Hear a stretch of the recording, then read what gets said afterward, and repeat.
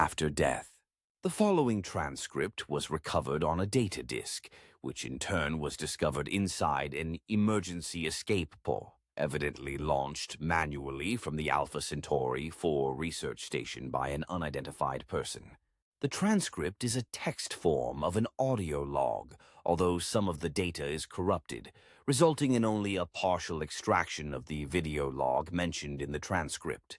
All record date Joule 28th, 27th, and 4. Record start time 001442 set standard Earth time. Recorder rank 2. Observer Air Miller OSSS 56773. Begin transcript manual start. Testing 1 2 1 2. Good. My name is Sean Miller. I work in the Alpha Centauri 4 research station. My ID code is 56-773-Alpha. I am responsible for observation of the research on this station and of collating reports to be sent back to Earth. Fragment. Seem to be having difficulties typing, so I'm doing an audio log now. It's fragment.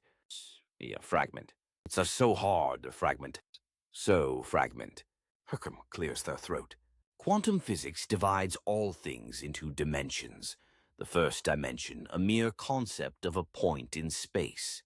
The second dimension, a line drawn from the point, creating a two-dimensional shape. The third dimension gives the shape depth, creating the three-dimensional space you and I see every day. A proper quantum theorist would use more difficult terms, I'm sure, but this will do. Fragment. The three-dimensional object also acts as a point in time. The fourth dimension is time, a sort of line of three-dimensional objects moving from order into disorder. A vase falling from a table and shattering on the floor, for example. A sort of river of three-dimensional objects forming a uniform line which cannot turn on itself. The fifth dimension gives time a shape, allowing it to ebb and flow, creating the multiverse. An infinity of routes time might have traveled, a fork in the river. What if the vase never fell? What if it was never there to begin with? It boggles the mind just thinking about it. There are more dimensions, but they are of no matter to us here, save for one. This log is paired with a vidlog of our experiments. The scientists narrated it, or thought they did, but after the experiment began, there was no sound. All was still and quiet. I will do my best to narrate the vidlog as a layman, to give perspective to those who might watch it later. Sound of bottle opening, liquid being poured into glass. Galaby of our god drink yang. Unknown sound. Click button. The vidlog begins in a room. This is not the first time we ran such an experiment, and knowing what to expect, the scientists decided upon this room for a reason which will become evident later. Professor Anderson is seen removing a protective plastic cover from a circular device, which we will reference from now on as the portal. Professor Geller is at the moment handling the camera from outside of the frame, panning it around the room, showing that the room is a standard space of 100 square meters, walls, floor, and ceiling consisting of uniform metal plates. The room was used as storage space before it was emptied, and as such the walls are unpainted and bare.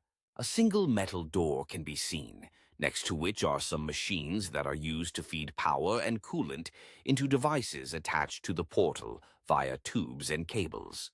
There is also a small cylinder-shaped cage, which is covered with a black cloth. This contains a small canine, which was selected to participate in this test. I myself can be seen standing next to the door, making notes. This was the first time I participated in the experiments conducted with the portal. Professor Geller now moves the camera close to the portal and places it on a tripod so that the view is through the portal, towards the solid back wall of the room. The original audio track contains some notes and narration from the professors at this point, as they talk each other through the power-up sequence of the portal. You can see a bright light in the portal as it is powered. The sequence takes precisely 43 seconds. The light fades after a short while and the portal seems unchanged, save for two details. There are now two objects visible that were not visible before. A small object on the floor near the portal, and a larger shape in the back corner of the room. All audio is cut at this point. I can remember the professors talking, well, trying to talk to one another. It seems that all sound had disappeared, as if we were standing in a vacuum, although the air was still perfectly breathable. Professor Anderson's hand is visible in the frame now, as he places 3 sensors through the portal. You cannot see it from this angle, but the objects seem to just disappear as they are placed through the portal. 2 devices transmit wireless signals, and the third is connected to the machinery near the door via a thin wire. Professor Geller now moves the camera a bit to show you the monitors. Both wireless devices have stopped transmitting immediately after being placed through the portal, though the wired device is transmitting data.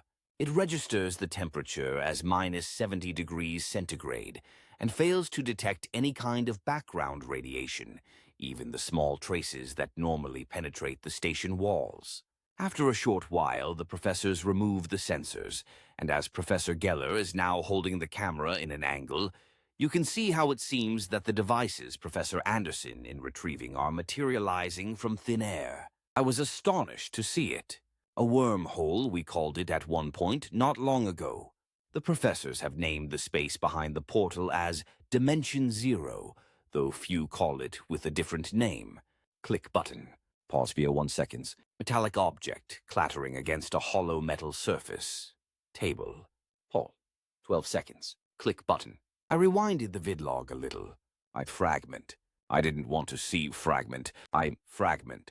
Professor Anderson is now holding the camera next to the portal, while Professor Geller moves the portal. The small cage has been covered with the cloth again, and it is moved aside by Professor Geller. The device is standing on a wheeled stand for easy transportation. There is still no sound. Professor Anderson turns the portal so that you can better see what is on the floor, the small object we glimpsed earlier. This is the first time the objects are properly studied, as we only have limited time to conduct these experiments due to the massive power drain of the portal. There was one previous study conducted alone by the late Professor Stone, though he didn't use a camera to visually record the event. The camera is now moved closer for a better view. The object seems to be a small, furry mammal, likely a small rat. It is unmoving and looks like a pale, transparent shadow of a real creature.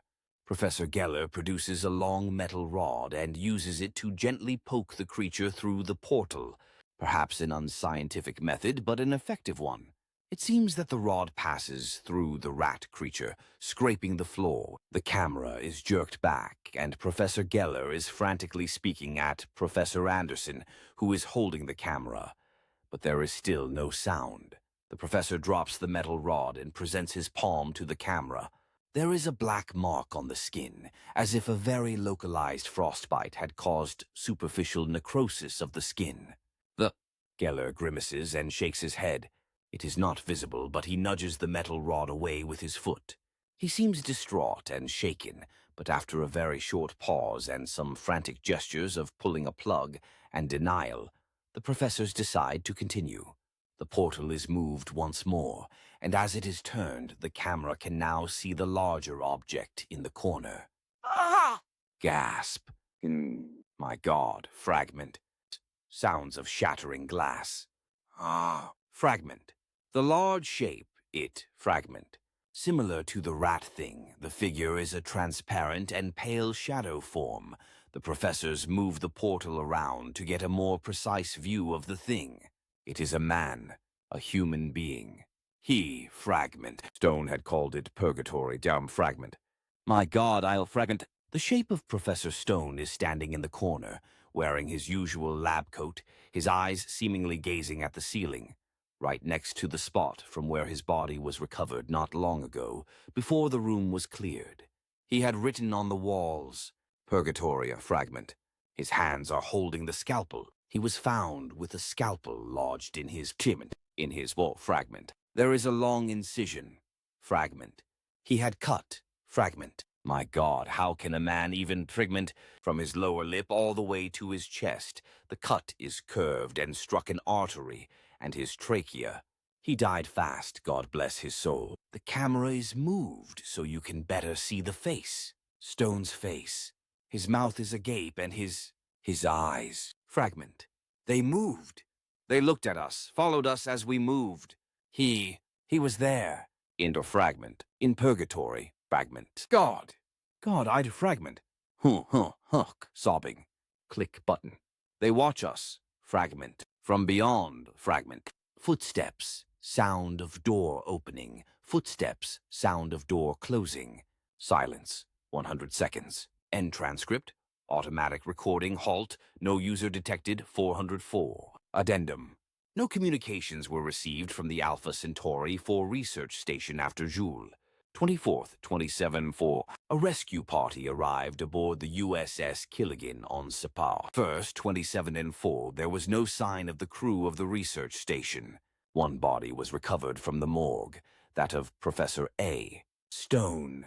He had died from drowning, likely in his own blood, or massive blood loss due to a likely self-inflicted wound.